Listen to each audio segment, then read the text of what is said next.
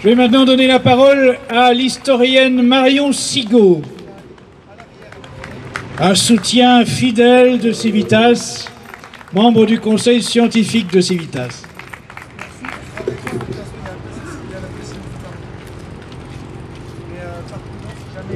Merci Alain, merci à tous.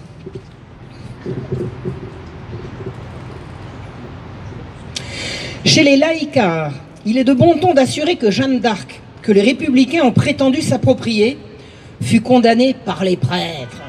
D'autres préfèrent dire par les curés. C'est comme ça qu'ils disent quand ils veulent fustiger les catholiques. En 1878, le très enclérical journal La Lanterne, lui, a appelé à honorer la patriote victime du cléricalisme. Jolie trouvaille. Le cléricalisme, mot inventé 4 siècles et demi après la mort de l'héroïne, c'est l'attitude de ceux qui défendent les intérêts du clergé et veulent renforcer son influence dans le champ politique. Diantre! Jeanne aurait donc été tuée par les catholiques eux-mêmes? Voilà une évidence qu'il faut rappeler quand même, à l'époque tout le monde l'était. Et il faudra attendre encore un siècle pour que la chrétienté se scinde en deux en Europe. Soyons plus précis, Jeanne d'Arc aurait été condamnée par l'Église. Voilà, c'est ça qu'il faut comprendre. C'est l'Église qui a condamné la pucelle, cette même Église qui en fait une sainte 4 siècles plus tard, l'a bel et bien condamnée à une mort atroce. Comment put-elle désavouer une telle héroïne et sacrifier une si bonne chrétienne? Le bûcher de Rouen n'est-il pas une macule honteuse sur l'Église de France qui condamna pour hérésie celle qui sauva la patrie? L'Église? Vraiment? Plus précisément, c'est l'Université de Paris qui mit tout en œuvre auprès des Bourguignons et du roi d'Angleterre dès la capture de Jeanne à Compiègne pour qu'elle soit jugée pour la foi. Le procès qu'on lui ferait n'avait qu'une seule issue possible. Il en allait de l'honneur de l'université qui revendiquait auprès de toute la chrétienté une suprématie devant laquelle même le pape devait plier. L'université, c'était la science, c'était le savoir. À ce titre, elle prétendait avoir autorité pour dire le bien et le mal, le vrai et le faux, le juste et l'injuste. L'université, au XVe siècle, ce sera les jansénistes du 7e ou du 18e, les Lumières du 18e siècle. Une émanation de la chrétienté qui revendique de la réformer, de la régenter et de la dominer. Plus royaliste que le roi, plus chrétienne que le pape, bouffie d'orgueil et d'ambition, l'université de Paris qui avait pris le parti dans l'Angleterre n'allait pas laisser une Jeanne d'Arc qui avait fait sacrer le roi de France et s'en rapportait au pape se dire envoyée de Dieu. Il n'en était pas question. Quand ses juges lui enjoignirent d'abjurer ses erreurs, Jeanne répondit qu'elle s'en rapportait au pape. Voici ce qu'elle s'entendit répondre.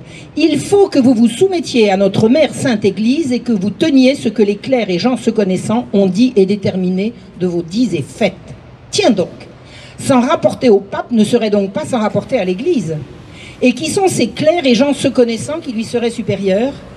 Ils étaient les membres outrecuidants de l'université parisienne qui prenaient l'avis d'un pape pour accessoire. Le pape, lequel d'ailleurs? Celui de Rome ou celui d'Avignon? Au moment de l'arrestation de la jeune fille, il y en avait 3 et devait s'ouvrir à Bâle un concile qui devait mettre fin au grand schisme d'Occident qui désolait la catholicité. Mais qu'importait d'ailleurs, puisque quel que soit le pape, c'était l'université de Paris qui détenait la vérité. C'était elle la dépositaire des clés données à Saint-Pierre. Elle en vint même à réformer le signe de croix.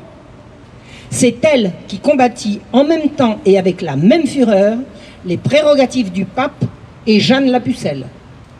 C'est par les ennemis acharnés de l'autorité pontificale que Jeanne fut condamnée.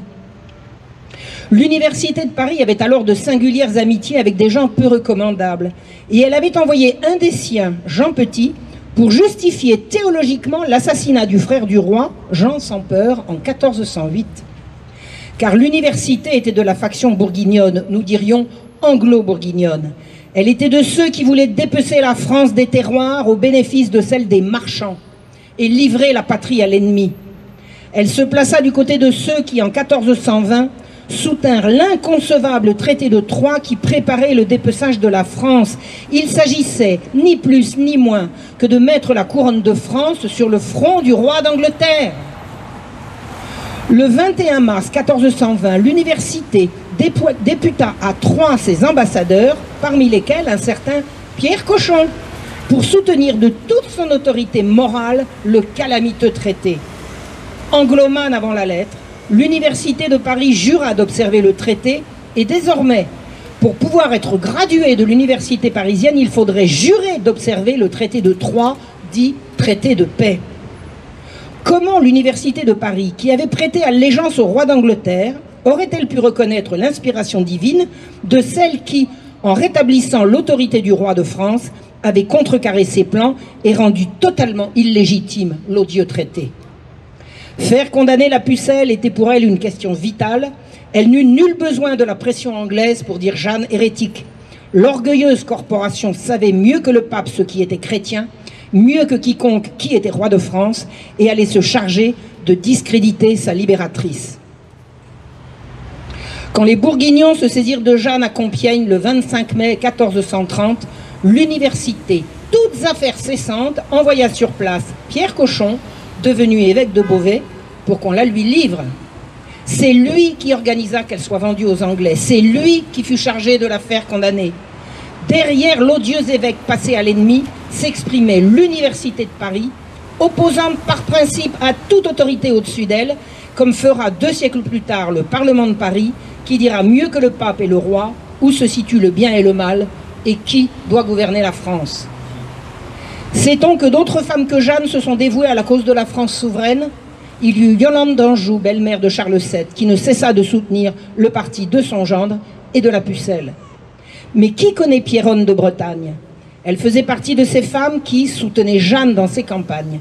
Arrêtée à Corbeil par les Bourguignons 1 mois avant Jeanne, elle assura que Dieu était avec elle et, déférée à Paris, elle fut jugée, reconnue coupable et brûlée vive le 3 septembre de la même année, 9 mois avant celle qu'elle disait inspirée de Dieu, parce qu'elle la disait inspirée de Dieu. Il faudra que l'Église retrouve son unité pour pouvoir reprendre en main l'odieux procès. Un quart de siècle plus tard, le pape Calixte III, à qui l'Université de Paris n'opposait plus la tutelle d'aucun concile pour asseoir son autorité, constitue à Rouen, à la demande de la famille de Jeanne, un authentique tribunal ecclésiastique qui la réhabilita. Sa condamnation n'avait pas été l'œuvre de l'autorité ecclésiastique légitime, sa réhabilitation le fut. Brisant le cercle qui isolait le dauphin et le désespérait, Jeanne a rendu le roi à la France et la France au roi, tout en jurant fidélité à l'Église qui la reconnaîtra comme sainte 5 siècles plus tard. Je vous remercie. Bravo.